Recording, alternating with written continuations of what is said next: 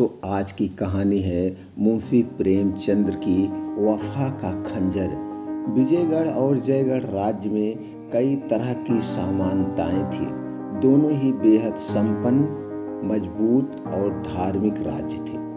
दोनों राज्य के रहस्यों, रिवाज ही नहीं बल्कि बोली भी एक ही जैसी थी। यहाँ तक कि विजयगढ़ और राजगढ़ के राज्यों की लड़कियों की शादी भी एक दूसरे राज्य में होती थी। अंतर की बात करें तो यही था कि जयगढ़ की कविताएं विजयगढ़ वालों को पसंद नहीं आती थी और विजयगढ़ वालों का शास्त्र जयगढ़ वालों के लिए धर्म के समान था। दोनों राज्यों के लोगों के बीच लड़ाई झगड़ा हमेशा ही रहता था। इन राज्यों में से किसी में भी तरक्की से जुड़ा कोई कार्य होता तो दूसरा राज्य वाला यह समझता था कि उससे उनका नुकसान होगा। ऐसा ही नहीं है कि इस तरक्की के कार्यों से सिर्फ कम पढ़े लिखे लोगों को ही परेशानी होती थी, बल्कि बुद्धिमान लोग भी सिर्फ आपसी ईर्ष्या की वजह से उसे खराब भी करते थे। विजयगढ़ की एक छोटी सी बात भी जयगढ़ वालों के लिए बहुत बड़ी होती थी। उनके मन में होता था कि इसका बदला हम विजयगढ़ वालों से लेंगे। ठीक ऐसा ही जयगढ़ वालों के साथ भी था। दोनों राज्य इसी कोशिश में रहते थे कि कुछ ऐसा करें कि सामने वाले का अस्तित्व ही खत्म हो जाए। निश्चय और व्यवस्था, नियम और व्यवस्था से जुड़ी चीजें तो जैसे आग की तरह फैलती थी। अखबार हो या लोगों का मन, हर जगह यही आवाज आती थी कि विजयगढ़ वालों की शिक्षा और अन्य नियम कानून जयगढ़ वाले राज्य के लिए खराब है, उन्हें इसका मुंहतोड़ जवाब देना होगा। उधर विजयगढ़ वाले सोचते कि जयगढ़ वालों ने उनके नए कानून के बारे में अखबार में कुछ छपने नहीं दिया है। वह सबका मुंह बंद करना चाहते थे। वो यहाँ के सारे मामलों को दबाना चाहते थे। वो हथियार तैयार करके हमें खत्म करना चाहते थे। ऐसे में हमारा भी फर्ज है कि हम उन्हें बताएं कि भगवान जिनके साथ होता है उनका कोई कुछ नहीं बिगाड़ सकता है। जयगढ़ में कई सारे हुनरमंद लोग थे। इन्हीं में एक से एक नाम था शीशी बाई का। उनकी खूबसूरती के चर्चे चारों तरफ होते थे। लोग उनके जयगढ़ में भूल नहीं पाते थे। उनकी इतनी खूबसूरती थी कि लोग उनके गुणगान गाते थे। वह अति सुंदर स्त्री थी। विजयगढ़ के थिएटर, नृत्यशाला और बाजार में जैसे खाली हो चुके थे। शीरी बाई की कला के लोग इतने दीवाने हो गए कि हर कोई उनके ही ठिकाने की ओर ही दौड़ते रहता था। सभी लोगों के इस तरह के रवैये की वजह से विजयगढ़ के लोग अपना पैसा ही उस पर बर्बाद नहीं कर रहे थे, बल्कि अपने राज्य को भी बर्बादी की ओर ले जा रहे थे। मनोरंजन के लोगों के लिए केंद्र बन चुकी शीरी बाई को लेकर जयगढ़ के मंत्रियों, पुरोहितों और अन्य सम्मानित लोगों ने यह राय बनाई कि इस नाचने वाली महिला को देश छोड़ने के लिए कहा जाए। विचार करने के बाद शीरी बाई के नाम यह शाही फरमान पहुंचा, जिसमें लिखा था कि आपके यहाँ होने से अप्रिय घटनाएं होने की आशंका है। ऐसे में शाही फरमान है कि आप इस देश को छोड़कर चली जाएं। वैसे यह आदेश अंतर्राष्ट्रीय संबंधों के एकदम खिलाफ था। इसी वजह से शीरी बाई के साथ ही उसके देश जयगढ़ ने भी इस पर आपत्ति जताई। उन्होंने भी इसको बात न मानने का इनकार किया। इस फरमान की वजह से जयगढ़ में खामोशी छा गई थी। हर कोई गुस्से में था। कुछ चाहते थे कि विजयगढ़ की बातचीत करके सुलह कर लिया जाए और कुछ की मांग युद्ध थी। फरमान आए हुए लगभग एक दिन हो चुका था। लोगों की तरफ से आवाज आने लगी, युद्ध युद्ध युद्ध। यह सब सुनने के बाद युद्ध मंत्री सैयद अफकारी ने कहा कि अब तो लोगों ने भी बता दिया है कि वो क्या चाहते हैं। अब लड़ाई का ऐलान करने में देरी कैसी है। इस पर एक सेठ ने कहा कि क्या सारे लोग लड़ने के लिए तैयार होंगे। युद्ध मंत्री ने कहा कि शायद बहुत ज्यादा तैयार है। फेट ने पूछा कि क्या आपको यकीन है कि फतह मिलेगी? अफगानी कानून मंत्री ने जवाब दिया, हाँ बिल्कुल यकीन है। तभी लोग आपस में जंग करते हुए हथियार एक दूसरे को बांटने लगे। ठीक 30 साल पहले भी एक जबरदस्त लड़ाई हुई थी जिसके कारण जयपुर हिल गया था। युद्ध में कई लोग, सारे खानदान तबाह हो गए थे, कितने की जिंदगियां बर्बाद हो गई थी, कितने के घर उजड़ गए थे। सब कोई एक दूसरे के खून का प्यासा हो गया था। उस वक्त पूरा जेल देशभक्तों से भर गई थी। आज़ादी की लड़ाई लड़ने वाले जाबाज में मिर्जा मंसूर भी थे। मिर्जा को पूरा दिन जेल में हथौड़ा चलाना पड़ता था और बस आधे घंटे के लिए नमाज की छुट्टी मिलती थी। उसे हमेशा ही अपने बेटे मंसूर की याद आती थी। इस याद में उसका मन करता कि गंगा में डुबकी मारकर भाग जाऊं या अपने बेटे से मिल जाऊं। एक दिन यह इच्छा इतनी प्रबल हुई कि वो फही में गंगा में कूद गया।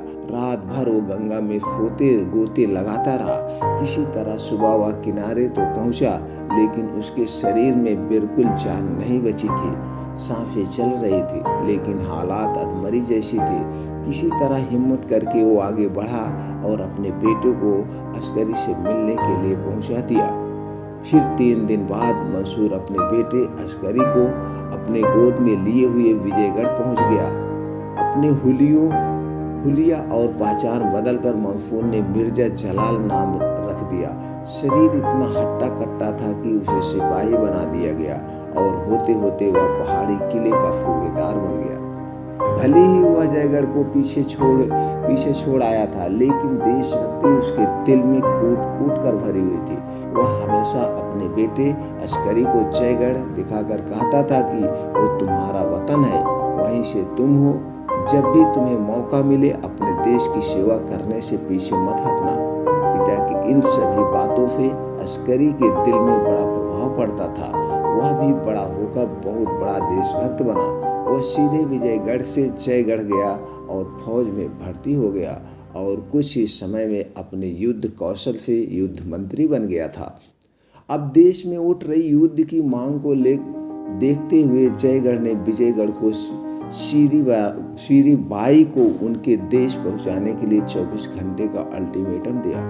विजयगढ़ ने भी साफ कह दिया कि वो जयगढ़ की फौज का सामना करने के लिए तैयार है, लेकिन शीरीबाई को वो छोड़ने के लिए नहीं कहेगा।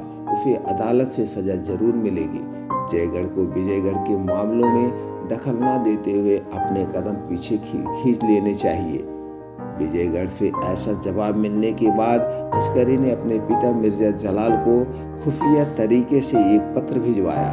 उसमें लिखा था कि विजयगढ़ से हमारी लड़ाई शुरू होने वाली है। अब सबको जयगढ़ की ताकत का अंदाजा लगेगा। अगर लड़ाई के दौरान आपको कोई आंच आई तो आप उन्हें मेरे द्वारा भेजी गई यह मुहर दिखा देना। वो आपके किसी तरह का नुकसान नहीं पहुंचाएगा और मेरे कैंप तक ले आएगा।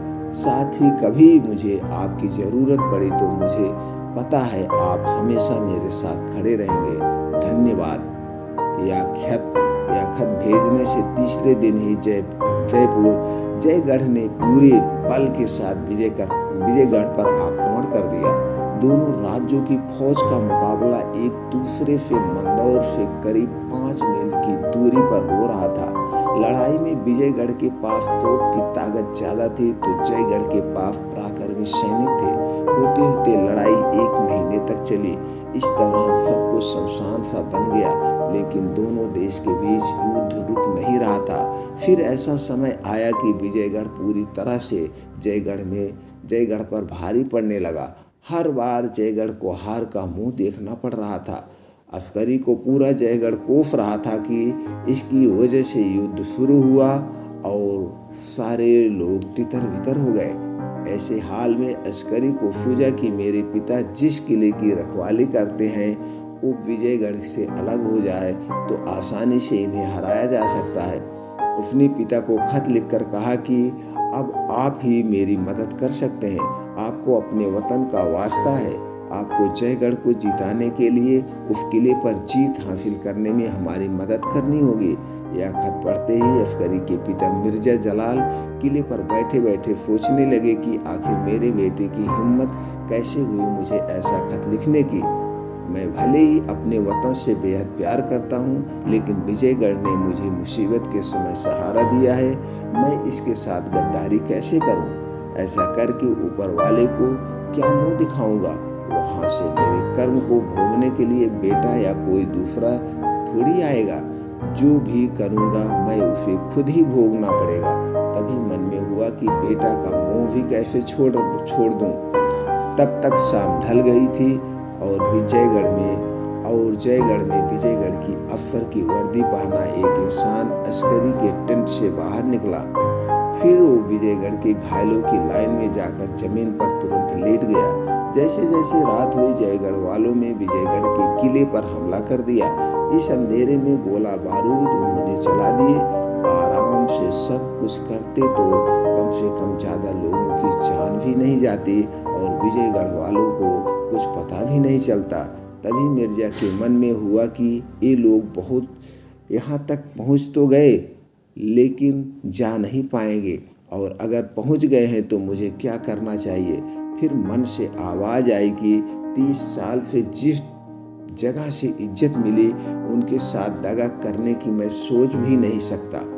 बस तो क्या करना था वो तो तय ही है। फिर अंदर से आवाज़ आई, क्या दगा करना हमेशा गुनाह होता है? अपने वतन के दुश्मनों से दगा करना गलत होगा क्या? तभी आसमान की तरफ से शोर होने लगा। शायद हवाई जहाज का शोर था। जयगढ़ वाले जीतते हुए नजर आ रहे थे। वो तेजी से किले की तरफ बढ़ रहे थे। मिर्जा के मन में हुआ कि ऐसा करना उनकी गलती है। किले का दरवाजा काफी मजबूत है। किले के पास पहुंचते ही वहां बंदूकें चलेगी, जिनके आगे 1 घंटे भी टिक पाना मुश्किल होगा। मिर्जा ने सोचा कि इतने सारे लोगों की जान क्या मैं जाने दूं? यह सिर्फ लोगों की जान जाने से भी ज्यादा खतरनाक है। जयगढ़ की पूरी सेना यही खत्म हो गई तो जयगढ़ की तबाही होना निश्चित है। ऐसा ही चला तो विजयगढ़ कल तक जयगढ़ पर जीत हासिल कर लेगा और मेरे देश की माँ बहनों की जिंदगी भी खतरे में आ जाएगी। क्या अपने मजहब और लोगों को विजयगढ़ का इस तरह से निशाना बनने के लिए छोड़ दो? उफ, ये जहरीली गैस किले के अंदर से कैसे आ रही है? क्या किसी जयगढ़ वालों ने कुछ किया होगा? ओह, यह तो यहाँ से सैनिक भेजे जा रहे हैं और किले की छत पर तोपों को चढ़ाया जा रहा है। अब जयगढ़ वालों किले के पास पहुँच गए हैं। विजयगढ़ में होने वाली जयगढ़ियों की दुर्दशा को अब कोई और नहीं रोक सकता है। काश मैं कुछ कर सकता। मुझसे कोई जबरदस्ती किले की चाबी छीन लेता, कोई मुझे मार डालता। मैं अपने वतन का नाश होते देख नहीं पाऊंगा। मैं बेबस हूँ। मेरे हाथों में जंजीरें हैं, पैरों में बेड़ियां लगे हैं, शरीर का एक एक रोम जैसे जकड़ रखा है। मन है इन सारी जंजीरों और बेड़ियों को तोड़कर बेटे के लिए किले के दरवाजे खोल दो। पता है मुझे ये सब गुनाह है, लेकिन अब इससे क्या डरना। जयगढ़ वाले किले के पास बाहरी आक्रमण से बचने के लिए बनाए गए गड्ढों तक पहुंच गए हैं। अब कुछ नहीं हो सकता। मेरा बेटा अस्कर भी घड़े में सवार होकर, वो भी घोड़े पर सवार होकर आ रहा है। मन में हुआ कि मैं नमक हरामी कर देता हूँ। इससे कुछ नहीं तो कम से कम मेरा बेटा तो बच जाएगा। तभी तो बरसने लगे। मेरा बेटा मेरी आंखों के सामने खून से लथपथ पड़ा था। हाय मेरा बेटा, मैंने अपनी वफा पर बेटे को कुर्बान कर डाला। मैं इसका बाप नहीं दुश्मन बन गया हूँ। तो दोस्तों, इस कहानी से हमें क्या सीख मिलती है? प्रेमचंद की कहानी वफा का खंजर यह सीख देती है कि लड़ाई विनाश लेकर आती है। जितना हो सके युद्ध को टालकर बातों से चीजें सुलझानी चाहिए। दूसरी सीख यह है कि हमेशा अपनी काबिलियत के दम पर ही फैसला लें। अपने रिश्तेदारों पर भी भरोसा करने से कई बार दगा मिल जाती है। तो दोस्तों, फिर मिलते हैं अगली कहानी में मुंशी प्रेमचंद की तब तक के लिए चैनल को सब्सक्राइब कर दें, बेल आइकॉन का बटन ऑन कर दीजिए, जिससे हर एक वीडियो की नोटिफिकेशन आप तक पहुंचती रहे।